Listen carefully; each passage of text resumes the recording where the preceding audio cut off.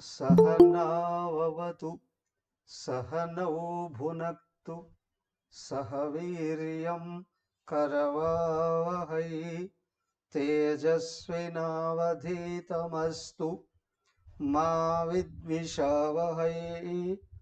ओम शांति शांति शांति।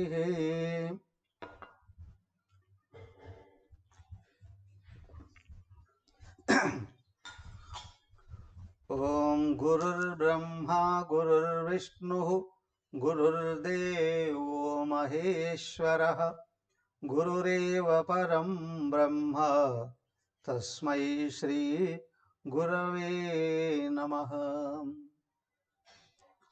ओम भद्रं कर्णेभिः शृणुयाम देवाः भद्रं पश्येमाक्षभिर्यजत्राः स्थिरैरङ्गैस्तुष्टुवां सस्तनूभिः व्यशेम देवहितं यदायुः स्वस्ति न इन्द्रो वृद्धश्रवाः स्वस्ति नः पूषा विश्ववेदाः स्वस्ति नस्तार्क्ष्यो अरिष्टनेमिः स्वस्ति नो बृहस्पतिर्दधातु। ओम शांति शांति शांति। हरि ओम।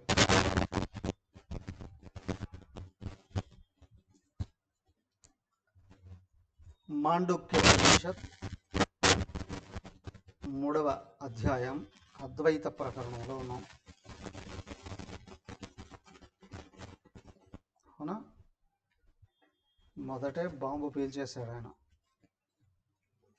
ఎవడు తనను భక్తుడు అనుకుంటూ భగవంతుడికి నాకు సంబంధం ఉంది అని అనుకుంటూ ఉన్నాడు వాడు కృపణుడు, పిసినిగొట్టుడు. ఏమయ్యా భగవంతుడితో సంబంధం లేదా అంటే, నాకు ఫలానా వ్యక్తితో సంబంధం ఉంది అని అంటే ఆయన నువ్వు వేరువేరుగా ఉన్నావు అని అర్థం. వేరువేరుగా ఉన్నారనే భావం దృఢంగా ఉన్నంత వరకు ఉపనిషత్తు అర్థం కాదు.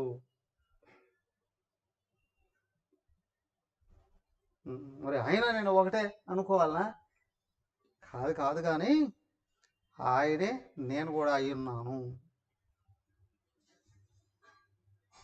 అలాగే సర్వజీవరాశులు అయి ఉన్నారు అనే విషయం ఎవరైతే నమ్మడం మొదలుపెట్టారో వాళ్ళకు ఉపనిషత్తు అర్థం కావడం ప్రారంభమవుతుంది.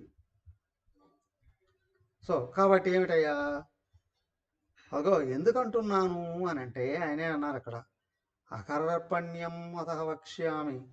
అయ్యా కృపణ రహితత్వం అనేది ఏమిటి అని అంటే వివరిస్తున్నాను విను. అవునా? భగవంతుడికి పుట్టుకే లేదు. నువ్వు ఆయన అంశమే ఉన్నప్పుడు నువ్వెప్పుడు పుట్టావు? పుట్టుక ఉంది అంటే మార్పులు ఉంటాయి, మరణం ఉంటుంది.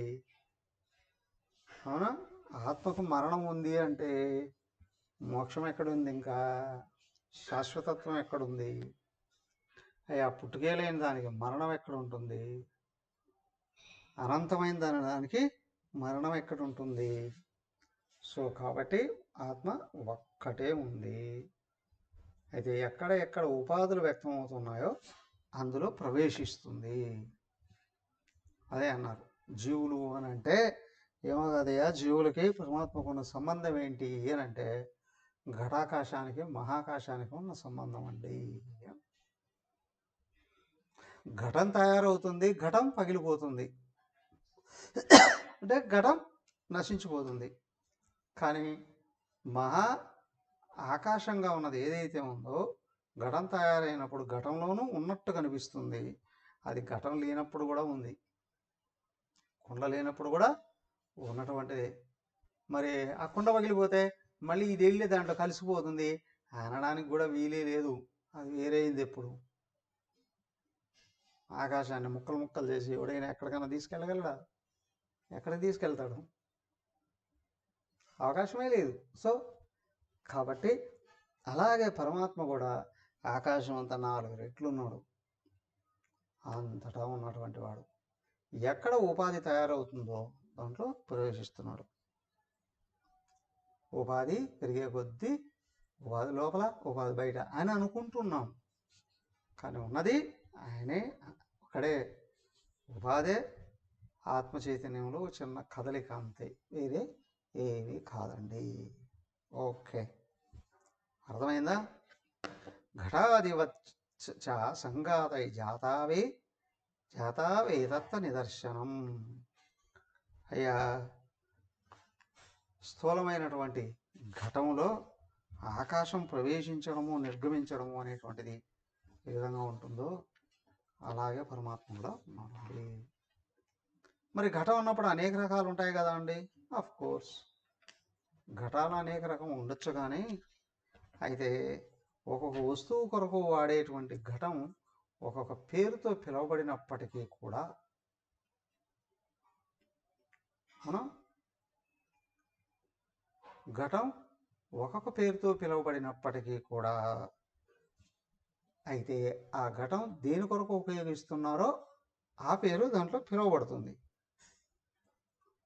ఏ వస్తువు ఘటంలో పోస్తూ ఉన్నారో దాని యొక్క స్వభావము ఆ ఘటానికి అంటుకుంటుంది. అవును, పాలు పోస్తే పాలకుండ, మజ్జిగ పోస్తే మజ్జిగ కుండ, నెయ్యి పోస్తే నేతి కుండ.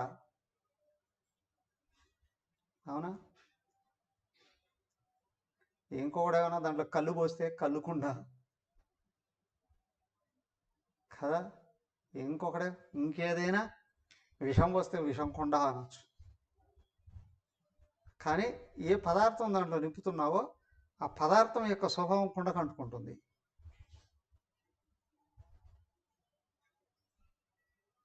ఆ కుండను ఒక చోటు నుంచి ఇంకో చోటుకి తీసుకెళ్ళినా ఆ ప్రదేశంలో ఏమి ఉండదు ఆ వాసన, కానీ కుండ లోపలికి చూస్తూ ఉంటుంది.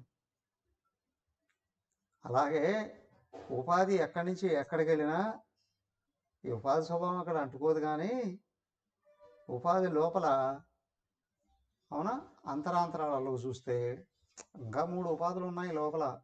స్థూలోపాధి, సూక్ష్మోపాధి, కారణోపాధి. ఆ కారణోపాధి స్వభావమే సూక్ష్మోపాధిగా స్థూలోపాధిగా తయారవుతుంది. కానీ వీటన్నిటిలో కూడా లోపల అంతర్గతంగా అంతర్వ్యాపించి ఉన్నవాడు పరమాత్మ. ఆయనకి ఏ స్వభావము లేదు. అంతేకాదు ఈ ఉపాధులు పుడుతున్నాయి పోతున్నాయి, కానీ ఆయన పుట్టుక లేదు, ఒక మరణము లేదు. మరి ఏమయ్యా, జీవుడు ఎవరు? పైకి కనిపించే ఉపాధి, లోపల ఉన్న ఆత్మన? అది మన యొక్క జ్ఞానం మీద ఆధారపడి ఉంటుంది కదా. దానికి పొడిగించి చెప్తున్నాను చూడండి. 4వ కారిక చూసుకోండి. ఘటాదిషు ప్రలీనేషు ఘటాకాశాదయో యథా ఆకాశే సంప్రలీయంతే తద్వజ్జీవా ఇహాత్మని. ఘటాదిషు ప్రలీనేషు ఘట ఆకాశయో యథా. ఘటాలు కుండలు పగిలిపోయినప్పుడు ఆ కుండలలో ఉన్న ఆకాశం ఏ విధంగా అయితే ఆకాశే సంప్రలీయంతే ఆ మహాకాశంలో కలిసిపోతుందో తద్వత అలాగే జీవాహ జీవులు కూడా ఇహ ఇక్కడ ఆత్మలో కలిసిపోతున్నారండి. ఏమయ్యా, ఇది నిజమా అబద్ధమా? కలిసిపోతున్నారు అనేది నిజమా అబద్ధమా? బయటికి తెలుస్తుంది కదండి. కుండ ఉన్నప్పుడు కుండలో ఆకాశం ఉంది, కుండ బయలుపోయిన తర్వాత కుండలో ఆకాశం మహాకాశంలో కలిసిపోయింది. నిజమా అబద్ధమా? మొదట చెప్పాలి నిజమే అని. సరే, కానీ కుండలో ఆకాశం మహాకాశం నుండి వేరుపడిందా? మళ్ళీ కలిసిపోయింది అనడానికి. కానీ కుండ ఉన్నప్పుడు మహాకాశం ఘటాకాశం చెప్పబడుతూ ఉన్నది కదా. మహాకాశం ఏదో ఉందండి. మీ ఇల్లు ఎంత ఉందండి? మా ఇల్లు అండి 100 గజాలండి. ఓహో! మీ ఇల్లు ఎంత ఉందండి? మా ఇల్లు నుండి 200 గజాలండి. ఇంకొకరు మీ ఇల్లు ఎంత? మా ఇల్లు 500 గజాలండి. ఇంకొకరిని అడిగాను, మా ఇల్లు 1000 గజాలండి. మీ ఇల్లు? మా ఇల్లు 1 ఎకరా ఉందండి. పెద్ద ఎస్టేట్ అండి. ఇంకొకరు అనొచ్చు, మా కంపెనీ 50 ఎకరాలు ఉందండి. సరే, ఒక ఇల్లు ఇల్లు అంటే ఒకటేనా? చుట్టూ గోడలు ఒకటే, ప్రహరీ గోడ అంటాం. ఎంటర్ అయితే లాన్ అండి, గార్డెన్ అండి. ఆ తర్వాత ఇంటి లోపలికి ఎంటర్ అవుతూ ఉన్నాం. మెయిన్ గేట్ అండి, సింహద్వారం అండి. గేట్ బయట ఉండొచ్చు ప్రహరీ గోడకి, సింహద్వారం అండి. ఓకే, దాంట్లో నుంచి లోపలికి వెళితే హాల్ అండి. ఆ తర్వాత లోపలికి వెళితే జనరల్గా ఈస్ట్ ఫేస్లో ఉంది అనుకోండి, లెఫ్ట్ సైడ్ కిచెన్ ఉంటుందండి. అవునా? రైట్ సైడ్ ఏముంటుంది? ఎంట్రన్స్ ఉండొచ్చు, లేకపోతే సెంటర్లో ఎంట్రన్స్ ఉంటే ఆ రైట్ సైడ్ కూడా పిల్లలకు రూమ్ లేదండి. ఆ తర్వాత వెళితే నైరుతిలో మాస్టర్ బెడ్రూమ్ అండి, వాయువ్యంలో కూడా బెడ్రూమ్ ఉందండి. అవునా? ఇంకా ఇంకా పైన పైన పైన పైన ఎంతైనా ఉండొచ్చు. ఎన్ని రూములు ఉన్నాయండి? మా ఇంట్లో 10 రూములు ఉన్నాయండి. ఓహో! Ground floor, first floor, second floor అన్నీ. ఏమయ్యా, ప్రతి రూమ్ అటాచ్డేనండి, కంపల్సరీ అండి. అటాచ్డ్ బాత్రూమ్ అండి. ఓకే, ఏమయ్యా మీ ఇంట్లో దేవుడి గది ఉందా? ఉందండి. ఎంత ఉందండి? ఒక రూమ్ అంత ఉందండి. ఆఫ్ కోర్స్ కుదిరేళ్లలో చిన్నదేనండి, అక్కడ కిచెన్లో పెట్టేసుకున్నామండి. ఆ దేవుడు ఏమన్నా అడుగుతాడా పాడా? ఆయన దాంట్లో కుక్కి పెట్టేసామండి. ఓకే, ఎనీహౌ, ఇవన్నీ ఒకదానికి ఇంకోదానికి సామ్యం లేదు కదా. హాల్కి కిచెన్కి ఆనుకొని ఉండొచ్చు. హాల్లో కిచెన్ ఒకటేనా? రెండో ఒకటేనంటే నువ్వు పొయ్యి తీసుకొని వచ్చి హాల్లో పెడతావా? చేసి కాదండి. కిచెన్ బెడ్రూమ్ ఒకటేనా? బెడ్రూమ్లో వంట చేసుకుంటావా? లేదు. కిచెన్లోకి వచ్చి బెడ్ వేసుకుంటావా? లేదండి కదా. దేవుడి గది బాత్రూమ్ రెండో ఒకటేనా? పోలిక ఎక్కడదండి. అన్నీ వేరు వేరు వేరు వేరు. వాటి సైజులు వేరు, వాటి వ్యవహారాలు వేరు, వాటి ప్రాధాన్యతలు వేరు. ఓకే, ఇల్లు పాతది అయిపోయిందండి, అందుకే బుల్డోజర్ తీసుకొని వచ్చి కొట్టించేసామండి. ఏమైంది? అన్ని రూములు కలిసిపోయాయి కదా. అంత ఇప్పుడేంటంటే ఖాళీ ప్లేస్ అండి, కాకపోతే చుట్టూ గోడలో హద్దులో ఏదో ఒకటి ఉంటాయి కదా. ఇదంతా ఇక్కడ వరకు మా ప్లేస్ అండి. ఆ గోడలు తీసేస్తే కాల్సిపోయి, అలాగే అన్నిళ్ళు తీసేస్తే ఊరు అనేది లేదు పోండి. అన్ని ఊర్లు అది ఎట్లా పోతాయండి? ప్రళయకాలంలో వస్తే ఊర్లు ఏం కర్మ, లోకాలే వెళ్ళిపోతాయి. అవునా? అప్పుడేముంది? ఓన్లీ ఆకాశమే కదా. సో ఇక్కడ ఏంటి అని అంటే, ఒక ప్లేసు దానికి గోడలు కట్టక ముందు ఖాళీ ప్లేసు, గోడలు కట్టిన తర్వాత వాటికి రకరకాల పేర్లు, వాటి వినియోగాలు వేరు. అవునా? అలాగే సర్వవ్యాపకమైనటువంటి పరమాత్మలో అనేక రకాల గోడలే ఉపాధులు. ఎన్ని రకాలు ఉన్నాయండి? 84 లక్షల రకాల ఉపాధులు ఉన్నాయి. ఒక్కొక్క దాంట్లో ఎన్ని ఉంటాయండి? నువ్వు వెళ్ళి లెక్క పట్టుకోవచ్చు.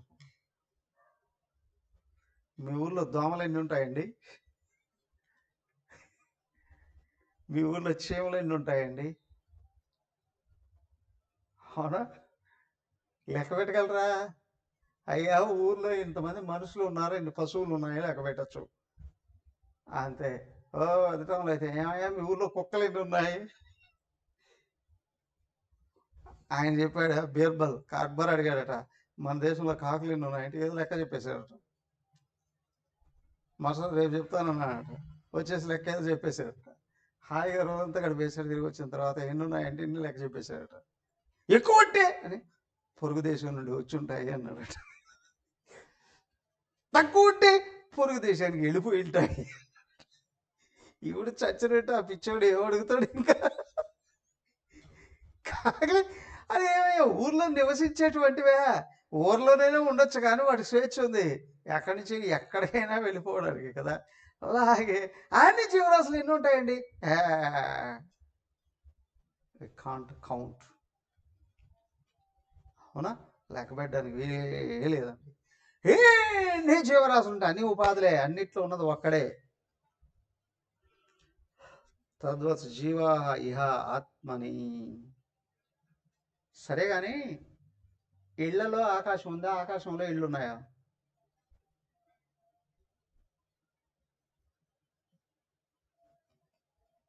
సర్వలోకాలు ఆకాశంలోనే ఉన్నాయండి. సర్వలోకాలు ఆకాశంలోనే ఉన్నాయండి, అవునా కాదా? ఇంట్లోనూ ఆకాశం ఉంది, ఆకాశంలోనే ఇళ్ళు ఉన్నాయి, అవునా? కుండలో ఆకాశం ఉంది అని కుండలు ఆకాశంలోనే ఉన్నాయి. అందరిలోనూ ఆత్మ ఉంది, అవునా? అందరూ ఆత్మలోనే ఉన్నారు. ఆకాశం అంత 4 రెట్లు ఉంది ఆత్మ.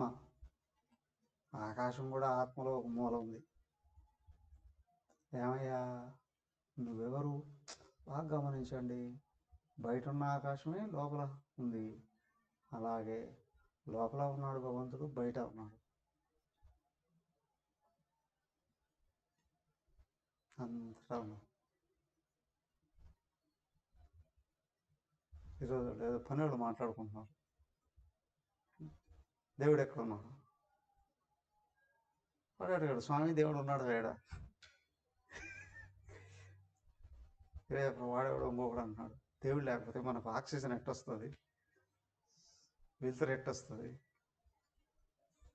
అవునా? నీళ్ళు ఎట్లొస్తాయి, ప్రాణం ఎట్టొస్తుంది, తెలివితేటలు ఎట్లొస్తాయి, అవునా కదా? దేవుడు అంటేనే మనకు ఒక కాన్సెప్ట్, ఏదో ఒక రూపం, ఏదో ఒక లోకం, ఆయన దగ్గర ఏదో ఒక పని, ఆ మానవులు చేసే పనులకు ఇలాగా ఫలితాలు ఇస్తాడు. అది సరే కానీ అసలు దేవుడు అంటే ఏంటి? ఇదిగో ఆకాశంలాగా సర్వవ్యాపకంగా ఉన్న అనంతమైన సచిదానంద ఆత్మతత్వం కదా. సో ఎందుకు ఆయనకు మనకు సంబంధం ఏంటి? ముందే అన్నాడు, సంబంధం అంటే కొడతా జాగ్రత్త అని. ఆయనే మనందరం అయ్యి ఉన్నాడు, అవునా? ఆయన మనకి ఏ సంబంధం లేదు అంటే వేరే ఓయ్ పిచ్చోడా, ఆ ప్రశ్న అడిగేటట్లయితే ఉపనిషత్ క్లాస్కే రాకు కదా. సర్వజీవరాశులు ఆయనే అయి ఉన్నాడు. మరి ఇంత వైవిధ్యం ఎందుకు వచ్చిందయ్యా? ఓ అలా అడుగుతావా? చూడు, యథైకస్మిన్ ఘటాకాశే రజో ధూమాదిభిర్యుతే న సర్వే సంప్రయుజ్యంతే తద్వజ్జీవాసుకాదిభిః.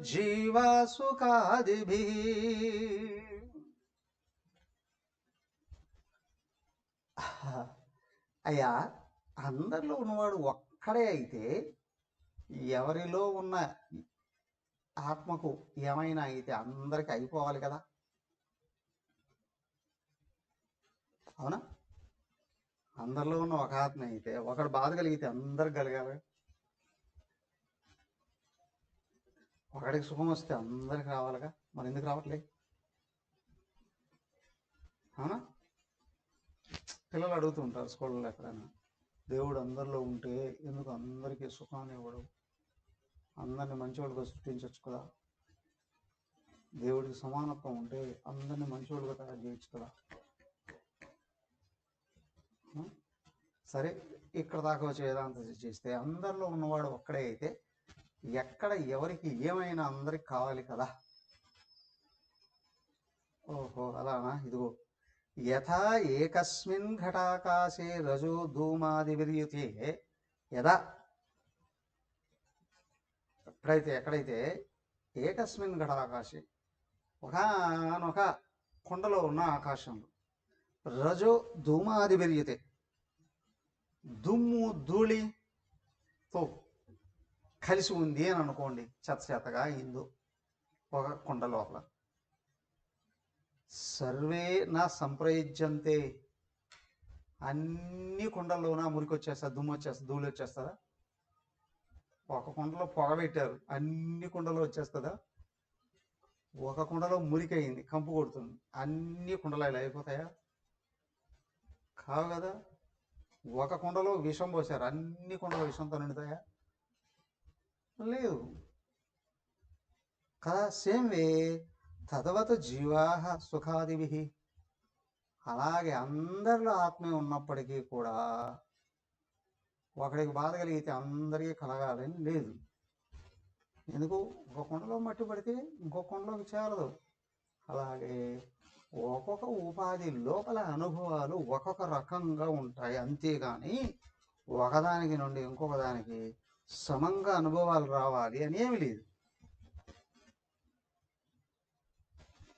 అన్ని బల్బుల్లో పవర్ ఒకటాయి, కానీ ఒక బల్బు నిండా మురికి అంటుకుంది అనుకోండి, లైట్ సరిగా రాదు. ఒక బల్బు స్వచ్ఛంగా ఉందనుకోండి, లైట్ బాగా వస్తుంది కదా. అలాగే ఇక్కడ కూడా కొండలలో ఒక కొండలో ఒక్కొక్క కొండ ఒక్కొక్క రకమైనటువంటి పదార్థాల కోసం వాడుతూ ఉన్నారు. అవును, మీ ఇంట్లోనే కొన్ని పాత్రలు ఉన్నాయనుకోండి, ఒకటి కాఫీ పాత్ర, ఇంకొకటి పాల పాత్ర, ఇంకొకటి పచ్చడి కోసం, ఇంకొకటి పప్పు కోసం, ఇంకొకటి రసం కోసం, ఇంకొకటి రైస్ కోసం. అవునా? ఒక ఇంట్లోనే ఇన్ని రకాల పాత్రలు ఉన్నాయి. సరే, ఒక మీ ఇల్లే, మీ పాత్రలే, మీరే వండారు, అన్నీ తీసుకొని ఒక చోట పెట్టి అన్ని వాసన చూశారు, అన్నిట్లో ఒకే వాసన వస్తుందా? అన్ని పాత్రలు ఒకే మెటీరియల్తో తయారు చేయబడి ఉన్నప్పటికీ కూడా అన్ని పాత్రలలో స్మెల్ ఒకటే వస్తుందా? రాదు. ఏ పాత్రలో ఏం వండున్నారో దాన్ని బట్టే వస్తుంది వాసన కదా. అలాగే అన్ని ఉపాధుల్లో ఆత్మ ఒకటే అయినప్పటికీ కూడా ఏ ఉపాధి దేనికోసం పనిచేస్తుందో, ఏం చేస్తూ ఉందో, అదే స్వభావం దాంట్లో ఉంటుంది. మనుషులంతా ఒకటే, కమ్యూనిస్టులు అంటారు ఏదైనా సరే అందరికి సమంగా ఉండాల్సిందే అని అంటారు. అది ఎట్లా ఉంటుంది? స్కూల్లో 10 క్లాస్ తరగతులు ఉన్నాయి, అందరికి ఒకే పాఠం చెప్తారా? పిచ్చి కొట్టుడు కొడతారు తల్లిదండ్రులు వచ్చి, అందుకే ఒకే పాఠం చెప్తామంటే. అవునా? 1వ క్లాసు పాఠం వేరు, 2వ క్లాసు పాఠం వేరు, 3వ క్లాసు పాఠం వేరు. అయితే ఒక ఎగ్జాంప్షన్, ఓ గురుకులంలో గురువుగారు పాఠం చెప్తున్నారు. 10 ఏళ్ల క్రితం ఉన్నవాడు ఒకే క్లాస్లో కూర్చుంటాడు, ఇప్పుడు వచ్చినవాడు ఒకే క్లాస్లో కూర్చుంటాడు. గురువుగారు ఒకే పాఠం చెప్తాడు, కానీ ఒకరికి స్థాయిలో అర్థం అవుతుంది. ఏమయ్యా 20 మంది పాఠం వింటున్నారు, అవునా? పాఠం ఒకటే, అందరికీ ఒకటే అర్థమవుతుందా? అవునా? ఎందుకండి? మామ ఇది వాళ్ళది తెలంగాణ అండి, మాది ఆంధ్ర అండి, నేను చెప్తున్నది తెలుగులోనే పాఠం. కాదు, వాళ్ళకి జిల్లా వేరండి, మా జిల్లా వేరండి.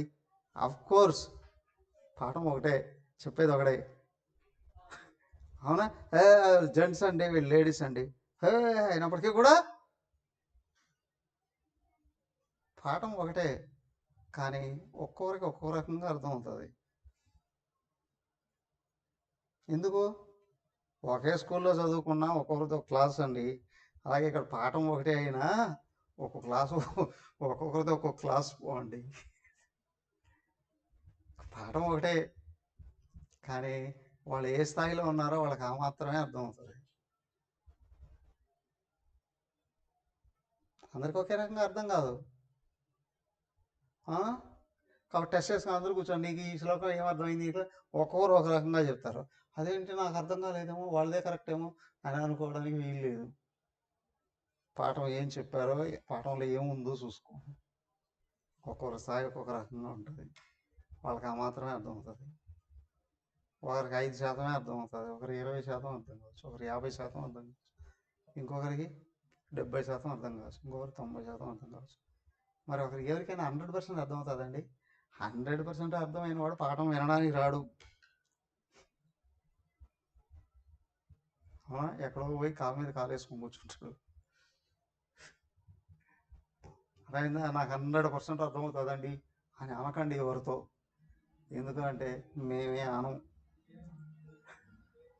అవునా? ఆ పురాణం చెప్పేటప్పుడే ఆ పోతనామాత్యులు ఏమన్నారు? విన్నంత కన్నంత తెలియవచ్చినంత తీయటపరత. పురాణంలోనే మాట అన్నాడు ఆయన. మరి ఉపనిషత్తు దగ్గరికి వస్తే అసలే అనకూడదు. అవునా? నీకు 100% అర్థమైంది అని కానీ అనుకునేటట్లయితే నువ్వు పరమాత్మ తత్వాన్ని సంపూర్ణంగా పొందేసున్నావు. అప్పుడు నువ్వేం చెప్తే అది పాఠం అయిపోతుంది. పాఠాలే నీ లోపల నుంచి బయటకు వస్తాయి. ఉదయం అన్నారుగా, అట్ ఎవరి బ్రెత్ యాజ్ ఎ టీచర్. ప్రతి శ్వాస ఉపదేశమేనండి. శ్వాస అంటే ఆయన మాట్లాడే ప్రతి మాట ఉపదేశమేనండి. ఎందుకు? అక్కడ ఉన్నాడు ఆయన. సో కాబట్టి ఏమిటయ్యా, సాధకుడైనటువంటి వాడు ఏమిటి అంటే, నేను ఆయననే అయ్యున్నాను, దాన్ని నిరూపించుకోవడానికే కృషి చేస్తున్నాను, నిలబెట్టుకోవడానికే ప్రయత్నం చేస్తున్నాను. సో కాబట్టి తద్వత జీవా సుఖాదిభి, అందరిలో ఉన్నవాడు ఒక్కడే అయి ఉన్నాడు. కానీ ఒక్కొక్కడిలో ఉన్న గుణాలను బట్టి వాళ్ళ స్వభావం వ్యక్తం అవుతూ ఉంది, అర్థం కావడం జరుగుతూ ఉంది, వ్యవహరించడం జరుగుతూ ఉంది, గ్రహించడం జరుగుతుంది. లోపల ఉన్నటువంటి స్వభావాన్ని బట్టి జరుగుతుంది. కానీ ఒక్కొక్కడు ఒక్కొక్క రకంగా ఉండడానికి, ఒక్కొక్క రకమైన అనుభవాన్ని పొందడానికి కారణం లోపల ఉన్న గుణాలు. కానీ వ్యక్తి జీవుడు పరమాత్మయే, అన్యంగా ఏమీ లేదు. ఒప్పుకుంటారా లేదా? వాడెప్పుడూ సుఖంగా ఉంటాడు, ఓ అజ్ఞానం బాగా తగ్గిపోయింది. వాడు ఎప్పుడు దుఃఖంగానే ఉంటాడు, అజ్ఞానం బాగా పెరిగింది. దేహం నేననే భావం పెరిగే కొద్దీ అజ్ఞానం పెరుగుతుంది అని అర్థం. వాడికి బయట ఎన్నున్నా, ఎన్ని స్కిల్స్ ఉన్నా, వాడు ఎప్పుడు అశాంతిగానే ఉంటాడు. అప్పుడు మనసు ఆగదు. ఆత్మ నేననే భావం పెరిగే కొద్దీ మనసు ఆగుతుంది. జ్ఞానం సహజం అవుతుంది, వెతుక్కోవాల్సిన అవసరం లేదు, పీక్కోవాల్సిన అవసరం లేదు. అర్థమైందా? జ్ఞానం సహజం అవుతుంది. ఆత్మభావం పెరిగే కొద్దీ అక్కడ నేను మాత్రమే ఆత్మను, మీరందరూ అనాత్మలు అనుకున్నాడు అనుకోండి, అప్పుడు మళ్ళీ అజ్ఞానమే. నేను అనేది ఆత్మ, అందరిలో ఉన్నది ఇది. ఈ విషయం దృఢపడే కొద్దీ జ్ఞానం పెరుగుతుంది. అదే జ్ఞానం. నిజాన్ని గుర్తించడమే జ్ఞానం, నిజాన్ని మర్చిపోవడమే అజ్ఞానం. ఎక్కడ మరుపు వస్తుందో అక్కడ అహంకారం పెరుగుతుంది, నేను దేహం అనే భావం పెరుగుతుంది. నేను ఆత్మనని మర్చిపోతున్నాము అంటే దేహం అనే భావం పెరుగుతూ ఉంటుంది. ఓకే. దెన్ 6 రూపకార్య సమాఖ్యాశ్చ భిద్యంతే తత్ర తత్ర వై ఆకాశస్య న భేదోస్తి తద్వజ్జీవేషు నిర్ణయః.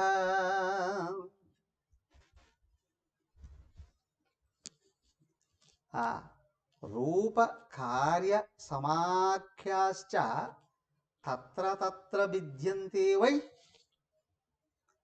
రూపాలలోనూ వాళ్ళు చేసే వ్యవహారాలలోనూ భిద్యంతే, భేదాలు తత్ర తత్ర వై కనిపిస్తూ ఉన్నప్పుడు కూడా అక్కడక్కడ ఆంధ్రా కనిపిస్తూనే ఉంటాయి. అవునా? రూపకార్య సమాఖ్యాశ్చ, రూపాలలోనూ భేదాలే, వాళ్ళు చేసే వ్యవహారాలలోనూ భేదాలే. అయినప్పటికీ ఈ జీవరాశులే కాదు, నామరూపాలు రకరకాల వస్తువులు కూడా కనిపిస్తున్నాయి కదా. వాటిలో ఆకాశస్యన భేదోస్తి. అవునా? అమెరికా లాంటి దేశాల్లో అయితే ఒక్కొక్క కాలనీలో గవర్నమెంటే ఇచ్చేస్తుంది ఈ విధంగానే ఇల్లు కట్టుకోవాలి అని. అది ఇండియాలో కుదురుతుందా? అక్కడక్కడ మోడల్ టౌన్స్ ఉంటాయి, లేదా గవర్నమెంట్ కట్టించినటువంటి ఇళ్ళు ఉంటాయి. ఒకే విధంగా సింగిల్ బెడ్రూమ్స్ అండి, లేదా డబుల్ బెడ్రూమ్స్ అండి, ఒకే చోట కట్టిస్తారు కదా. మిగతావన్నీ ఊర్లో అండి, ఎవడికి ఎంత స్థలం ఉందో ఎంత డబ్బులు ఉందో దాన్ని బట్టి వాడు ఇష్టం ఉన్నట్టు కట్టుకుంటారు. 100 గజాలేనండి స్థలం, 100 గజాల్లో 10 లక్షలు పెట్టి కట్టుకునేవాడు ఉంటాడు, 20 లక్షలు పెట్టి కట్టుకునేవాడు ఉంటాడు, కోటి రూపాయలు పెట్టి కూడా కట్టుకునేవాడు. అదేంటి అండి, ఒక 100 గజాల్లో కోటి రూపాయలు ఎట్ట పెడతాడు? 10 అంతస్తులు వేసుకున్నాడండి. అవునా? వేసుకుంటా లేదా? వేసుకున్నాడు. మంచి బెస్ట్ మెటీరియల్ వాడాడండి, మంచి కర్ర వాడాడండి, క్వాలిటీ మెటీరియల్ వాడాడండి, కాస్ట్లీ మెటీరియల్ వాడాడండి. కోర్స్ వీడి ఇష్టం అండి కదా. అలాగే ఇక్కడ కూడా అయ్యా, బాహ్యంగా కనిపిస్తూ ఉన్నటువంటి నామరూపాలు జడం కావచ్చు, చైతన్యవంతమైనవి కావచ్చు, జీవరాశులు కావచ్చు, జడ వస్తువులు కావచ్చు, వాటిల్లోనూ భేదాలు కనిపిస్తాయి. కారండి, ఏ కారండి? అవునా కాదా? మారుతి కారండి, మారుతి కాదా? అదేదండి, సిసి ఎంత అండి? 800, 1000, 1100, 1200, 15, 2000. దాన్ని బట్టి రేట్లు మారిపోతాయి, ఆకారాలు మారిపోతాయిగా. అవునా కదా? వాహనాలలో జడమే కదా అవన్నీ, జడమేనండి. ఆయన ఎవరో అన్నారు, ఏదో రాష్ట్ర ముఖ్యమంత్రి గారు, అది బాత్రూంలో లిటర్ బేషనే 50 లక్షలు, కోటి రూపాయలు ఏదో పెట్టి పెట్టారు.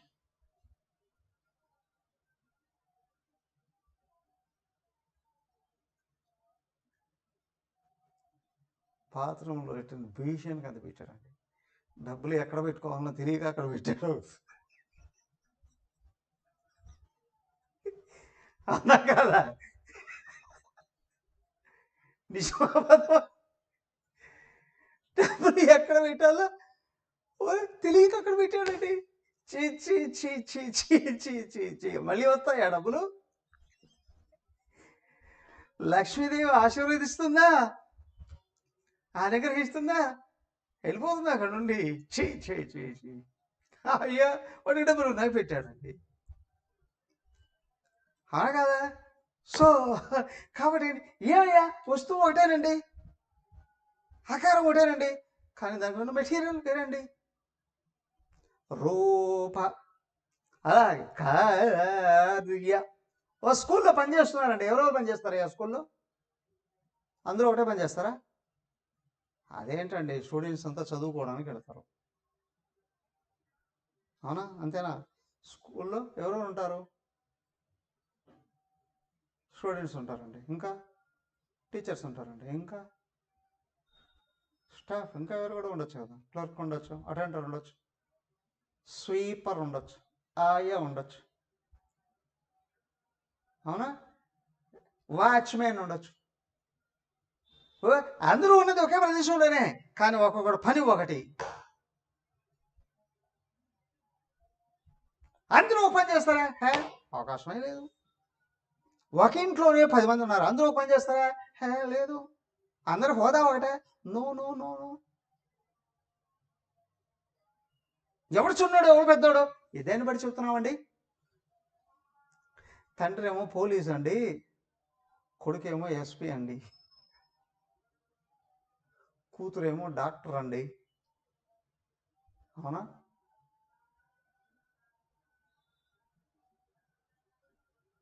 ఎవరు పెద్దవాళ్ళు, ఎవరు చిన్నవాళ్ళు? సో కాబట్టి వయసును బట్టి ఇక్కడ చెప్పడానికి వీలు లేదు. ఎందుకంటే అలాగా, ఎవడి నేచర్ వాడదు, ఎవడి లోపల ఉన్న స్వభావాన్ని బట్టి వాడు ఆయా పనులు నిర్వర్తిస్తూ ఉన్నాడు కదా. కాబట్టి రూపాలలో భేదాలు, కార్యాలలో భేదాలు. డాక్టరు, ఇంజనీరు ఒకే పని చేస్తారా ఒకే ఇంట్లో ఉన్నప్పటికీ? No no no no.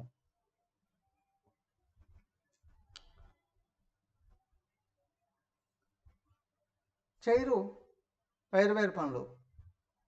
కదా. అలాగే నామరూపాలలో భేదాలు, వస్తువులలో భేదాలు, వాటి అవసరాలలో, వ్యవహారాలలో భేదాలు అన్నీ ఉన్నప్పటికీ కూడా ఏమయ్యా, అన్నిళ్ళలో ఉన్నది ఆకాశం ఒకటే, అన్ని వస్తువులు ఉన్నది ఆకాశం ఒకటే అన్నట్టు సర్వ జీవరాశుల్లో ఉన్నటువంటి వాడు ఆత్మ ఒకటే. తద్వత్ జీవేషు నిర్ణయ. అలాగే జీవుడిలో కూడా నిర్ణయం ఇలాగే ఉందండి. అందరిలో ఉన్నవాడు ఒకే జీవుడే, కానీ రూపాలు వేరు, వాటి వ్యవహారాలు వేరు.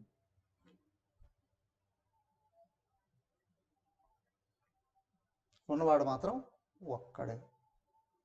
కానీ ఈ రూపాలు కర్మ ఫలాల వలన ఏర్పడుతున్నాయి, వాటి వ్యవహారాలు లోపల వాసనల వలన జరుగుతూ ఉన్నాయి. కానీ అన్నిట్లో ప్రవేశించి ఉన్నది మాత్రం ఒక్కడే అయి ఉన్నాడు. టీవీకి పెన్ డ్రైవ్ పెట్టామండి, దాంట్లో మూవీ పెట్టావు, కానీ ఉపన్యాసం కావాలి అని అనుకుంటున్నావు. నా టీవీ, నా పెన్ డ్రైవ్, నేను చెప్పినట్టు అది వస్తుందా? లేదు. ఏది ఎక్కించున్నావో అదే వస్తుంది బయటికి కదా. దాంట్లో ఏది రికార్డ్ చేస్తున్నావో అది మాత్రమే వస్తుంది. వస్తువు నీదే కావచ్చు, ఆపరేట్ చేసేది నువ్వే కావచ్చు, దాంట్లో ఏది అయితే ఫిట్ చేయబడి ఉందో అదే పైకి వస్తుంది. అలాగే సర్వనామ రూపాలలో ఉన్నది ఏకమైన ఆత్మ అయి ఉన్నప్పటికీ కూడా ఆ ఉపాధులలోకి ఫిట్ చేయబడినటువంటి జ్ఞానం ఏదైతే ఉందో, స్వభావం ఏదైతే ఉందో అదే బయటకు వ్యక్తం అవుతుంది. అంతేగాని అదే అండి, రాత్రి పడుకున్నారండి అందరూ ఒకటే. తిరుమలకి వెళ్ళారండి అందరు, రకరకాల వాళ్ళు, పెద్ద కాటేజ్, ఆ కాటేజ్లో ఒక రూమ్లో 2-3 పడుకున్నారండి. రాత్రి ఇద్దరు పోయేటప్పుడు అందరూ భక్తులే, అందరి నుండి వినిపించేది మాత్రం ఒకటే గురకే కదా. అక్కడ తేడాలు లేవు, కానీ వ్యవహారాల్లోకి వచ్చేటప్పుడు మళ్ళీ తేడాలు వస్తాయి. మేలుకున్నార నామరూపాల్లో తేడాలు వస్తాయి, ఆలోచనలో తేడాలు వస్తాయి, వ్యవహారాలు తేడాలు వస్తాయి. కారణం లోపల ఉన్న స్వభావం. కానీ అందరిలో ఉన్న ఆత్మ మాత్రం ఒక్కటే. రెండవది లేదు. సో నువ్వెవరయ్యా? ఉపాధివా, ఆత్మవా? నువ్వు ఉపాధివైతే ఓన్లీ జడమైనటువంటి వాడు మాత్రమే. ఉపాధికి జ్ఞానం ఉండదు, ఉపాధికి శక్తి లేదు, ఉపాధికి ఏ అనుభవాలు లేవు. శక్తి ఉన్నది, అనుభవాలు ఉన్నది, జ్ఞానం ఉన్నది, సుఖం ఉన్నది ఆత్మకే. నీకు ఉన్నాయా లేవా? నీకు ఉన్నాయి అంటే నువ్వు ఆత్మవై ఉన్నావు. ఆత్మలు లేవు, ఆత్మ ఏకం, అంతటా ఉన్నటువంటిది. కానీ రూపంలో భేదాలు, వ్యవహారంలో భేదాలు గుణాల నుండి వచ్చాయి, సంస్కారాల నుండి వచ్చాయి, స్వభావం నుండి వచ్చాయి. కానీ ఆత్మ కాదవి. ఆత్మ ఒక్కటే.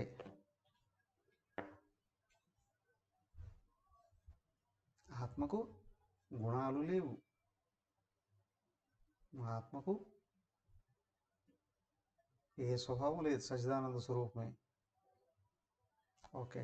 నాకాశస్య ఘటాకాశో వికారావయవౌ యథా నైవాత్మానః సదా జీవో వికారావయవౌ తథా.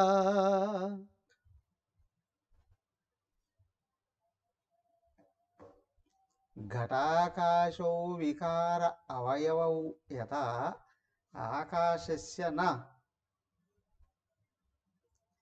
తథా వికార అవయవౌ సదా జీవః నయేవ ఆత్మనః.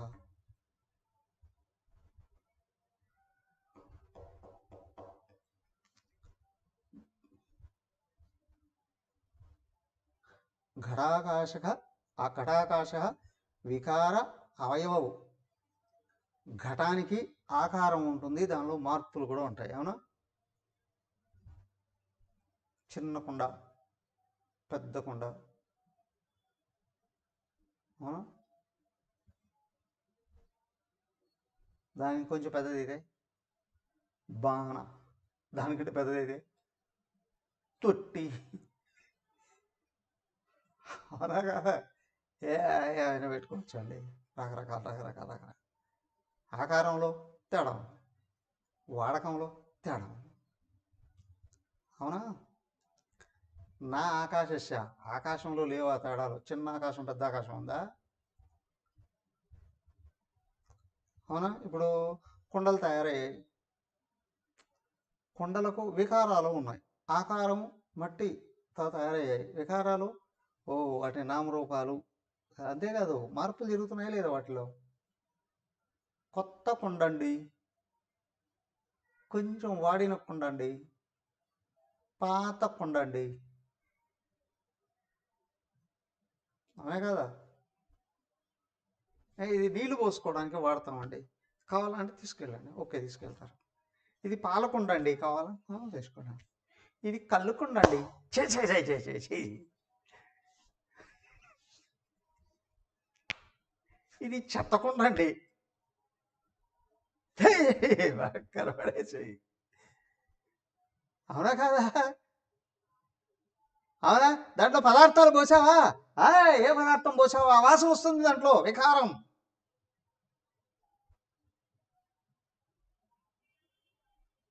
కుండ ఏదైతే ఏమైందంటే 10 ఏళ్ళది అయితే ఏమైంది, మట్టే కదా. ఇప్పుడుది అయితే ఏమైంది, మట్టే కదా. 4 ఏళ్ళది ఏమైంది, మట్టే కదా.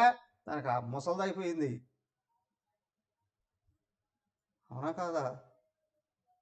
10 ఏళ్ల పిల్లాడు, 20 ఏళ్ల పిల్లాడు, 40 ఏళ్ళోడు, 50 ఏళ్ళోడు, 60 ఏళ్ళు, అందరూ ఒకటేనా? అందరూ ఒకటేనా? ఆ 50 ఏళ్ళోడికి 20 ఏళ్ళోడు పుట్టున్నాడు అనుకో, ఆఫ్ కోర్స్ వాడేంటాడు, నువ్వు ముసలైపోయావు. అవునా కాదా? నేను కూడా ఒకప్పుడు ముసలి. 10 ఏళ్ల క్రితం ఉన్నట్టు ఇప్పుడున్నానా? 20 ఏళ్ల క్రితం ఉన్నట్టు ఇప్పుడున్నానా? ఇప్పుడు ఉన్నట్టు 10 ఏళ్ళ తర్వాత ఉంటానా? 50 ఏళ్ళ తర్వాత ఉంటానా? లేదు. ఇవన్నీ ఏమిటి? వికారాలు ఇవి. అందవిహీనం కాదు వికారం అంటే. వికారం అంటే మార్పు. సో ఆకారాలు ఉన్నాయి అంటే వాటికి పుట్టుక ఉంది అని. పుట్టుక ఉంది అంటే ఖచ్చితంగా వాటి లోపల మార్పులు జరుగుతున్నాయి అని. ఆ మార్పులు ఒక రోజుకి వాటిని మరణం దగ్గరికి తీసుకెళ్తాయి. అవునా కదా? ఏ రూపానికైనా మరణం ఉంటుంది. కుండకు మరణం ఉందా లేదా? దానికి ఆయుష్ ఎవడు చెప్పలేడు. పోతూ పోతూ కాలుతో ఒకటి తన్నారంటే ఇప్పుడే చచ్చిపోతుంది. అవునా? అలాగే కొత్త కూడా తీసుకొచ్చి వాడు అక్కడ తన్నాడు, లేదా పిల్లోడు ఏదో కర్ర తీసుకొని వచ్చి వాడు అప్పుడప్పుడు నడగనేసుకున్నాడు, చేతిలో కర్ర ఏది దొరికింది, పటపట కొట్టాడు, డబ్బే పగిలిపోయింది, అప్పుడే చచ్చిపోతుంది అది. అవునా కాదా? నిన్నే తయారు చేసి తీసుకొచ్చాడు, నిన్న పుట్టింది ఈరోజు వచ్చింది. అవునా కాదా? ఏమయ్యా, వ్యక్తమైన ఏ నామరూపానికైనా సరే, అది జడమైనా కావచ్చు, అవునా, జీవరాశులైనా కావచ్చు, రూపాలు కనిపించాయి అంటే ఖచ్చితంగా వాటిలో మార్పులు ఉంటాయి. ఇవే వికారాలు. ఖచ్చితంగా వాటికి మరణము ఉంది. దేవతలతో సహా త్రిమూర్తులు కూడా. కానీ అందరిలో ఉన్నటువంటి ఆత్మ ఉంది, దానికి పుట్టుకే లేదు. ఈ ఇల్లు కట్టుకున్నావు, ఏం కట్టుకున్నావు? గోడలు కట్టుకున్నావయ్యా, ఆకాశాన్ని తీసుకురాలే. చిన్నిల్లు పెద్దిల్లు గోడలను బట్టే చెప్తున్నావు. అవునా? లోపల బయట ఉన్న ఆకాశం ఒకటే, దానికి పుట్టుక లేదు, మరణం లేదు. కానీ నువ్వు కట్టిన ఇల్లుకు గృహప్రవేశం అండి. పుట్టింది అని అర్థం. పాత అయిపోయిందండి, కొట్టేస్తున్నావు, చచ్చిపోయింది అని అర్థం. పాత ఇల్లు అయిందండి, అది ఎప్పుడు పడిపోతుందో ఏమో అని చెప్పి ఆ ఇంట్లో కొంచెం అందరం బయటకు వచ్చేసామండి. ఓ ముసలిది అయిపోయింది డొక్కు. అవునా కాదా?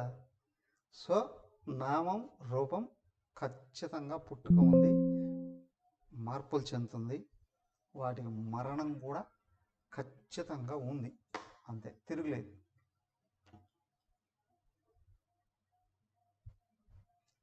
కానీ జీవుడు ఉన్నాడే, ఈయనకు పుట్టుక లేదు, మరణము లేదు. ఇల్లు కట్టచ్చు, కూల్చచ్చు, కానీ ఇంట్లో ఉన్న ఆకాశాన్ని పట్టుకురాలేవు, చంపేయలేవు. ఆకాశం ఎప్పటికీ ఉంది, ఒకటేగా ఉంది, ఏ మార్పులు లేవు. ఫర్ ఎగ్జాంపుల్ అంటే ఏమండి, శ్మశానం ఇల్లు ఒకటేనంటావా? అక్కడ ఉన్న శవాలను వేసే కాబట్టి శ్మశానం అని అంటున్నావు. ఆకాశానికి ఏమైనా అంటుకుంటాయా శవాలకు కోపాలు కానీ ఏమైనా? ఏమీ లేదు, దాని వాడకాన్ని బట్టి నువ్వు చెప్తున్నావు అంతే. దేవాలయం అన్నావు, దేవాలయం కట్టే కాబట్టి. ఈ దేవాలయం పోతే ఎప్పటికి ఉంటాయి దేవాలయాలు, అంతే. అవునా? ఊరు పక్కనే శ్మశానం కట్టుకున్నారండి, కానీ ఇప్పుడు అది ఊరి మధ్యలోకి వెళ్ళిపోయిందండి. ఏం జరుపుకుంటూ వెళ్ళిపోయింది అట్లా అట్లా అట్లా. అవునా కాదా? ఊరి మధ్యలో శ్మశానాలు ఉన్నాయా లేవా ఇప్పుడు పెద్ద పెద్ద టౌన్లలో? వాడెవడో అన్నాడట, ఏరా పొయ్యి పొయ్యి శ్మశానం పక్కన హాస్పిటల్ కట్టావేంట్రా? లేదురా బాబు, నేను హాస్పిటల్ కట్టినప్పుడు ఇది మంచి పొలాలు రా, శ్మశానం ఎట్టు వచ్చింది, హాస్పిటల్లో చనిపోయిన వాళ్ళందరినీ ఆ పక్కన వేస్తూ ఉన్నారట. అర్థమైందా? హాస్పిటల్ ఫేమస్ అయిపోయింది శ్మశానం పక్కన. హాస్పిటల్ ముందా, శ్మశానం ముందా?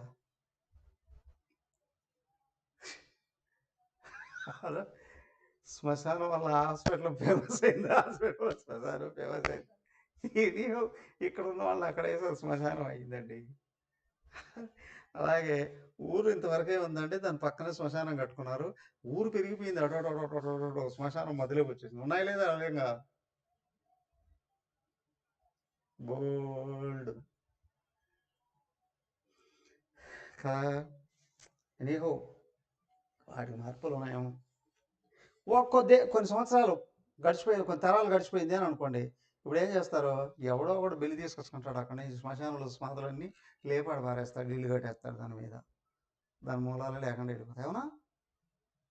ఒక మతానికి సంబంధించిన శ్మశానం అనుకోండి, కాకపోతే అక్కడ ఉన్న వాళ్ళు, ఆ మతం సంబంధించిన వాళ్ళందరూ వెళ్ళిపోయారు వదిలేసి. ఏం చేస్తారు, మిగతా వాళ్ళు వేసి మొత్తం సమాధానం లేపాడు పారేస్తారు, ఇల్లు కట్టేసుకుంటారు. అయిపోయి సమాధి ఎక్కడ? ఏం లేదు, దానికి కనిపించే ప్రతి దాంట్లోనూ మార్పులు జరుగుతూనే ఉంటాయి.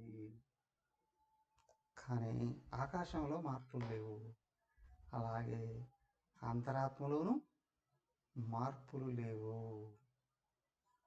ఆకాశస్య న వికార బట్ ఘటాకాశో వికార అవయవవు యథ. ఘటాకాశంలో మార్పులు, ఘటాకాశం లోపలే ఉండదు, ఆ ఘటంలో మార్పులు ఘటానికి ఆకాశానికి ఆపాదిస్తున్నాము, కానీ ఆ మార్పులు ఘటంలోటివే. అలాగే ఉపాధులకు లోపల ఉన్న ఆత్మకు ఆపాదిస్తూ ఉన్నాము, కాదు కాదు కాదు, ఉపాధులలోనే ఆ మార్పులు ఉన్నాయి. అవునా? జీవ సదా ఆత్మన హైవ నా వికార అవయవౌ తదా అవయవౌ వికార నా జీవ.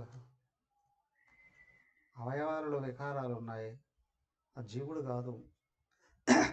మార్పులు చెందేది ఉపాధులే, శాశ్వతమైనది ఆత్మ.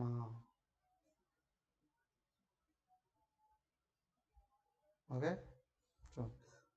ఒకసారి చదివేసలేదా?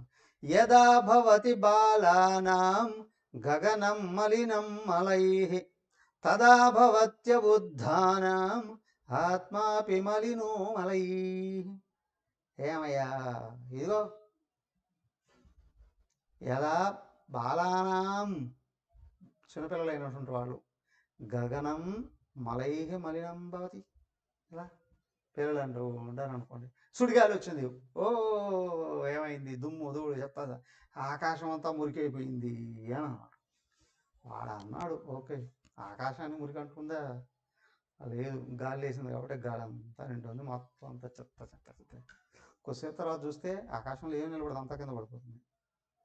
తదా భవతి అబుద్ధానాం ఆత్మాభిమలినో మలై.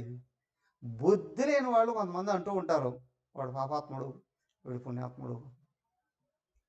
భూమి మీద పాపాత్ముడు లేడు, పుణ్యాత్ముడు లేడు, అందరూ ఆత్మలే.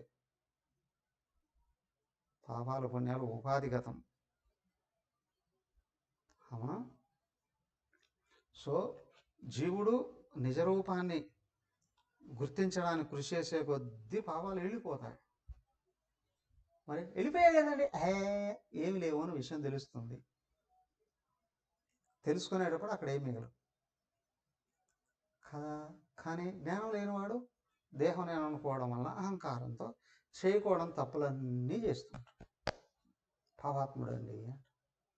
జ్ఞానం ఉన్నవాడు ఆత్మను నేను అని గుర్తించిన తర్వాత ఉపాధులతో వ్యతిరేక కార్యాలకు అవకాశాలు ఇవ్వడు, పుణ్యాత్ముడండి అంటారు. ఇంతకు జీవుడు పాపాత్ముడా పుణ్యాత్ముడా? పాపపుణ్యాలకు అతీతుడు. అర్థమైందా? ఆధ్యాత్మిక సాధన అంటే ఏంటి? నిజాన్ని గుర్తించి నిలబెట్టుకోవడానికి చేసే కృషి, కొత్తగా ఏదో తెచ్చిపెట్టుకునేది కాదు. జ్ఞానాత్ ఏవతు కైవల్యం. జ్ఞానం వలనే కైవల్యం, కేవలత్వం. ఆత్మజ్ఞానం వల్ల ఏకత్వం పొందబడుతుంది, ఇంకా దేనివల్ల కాదు.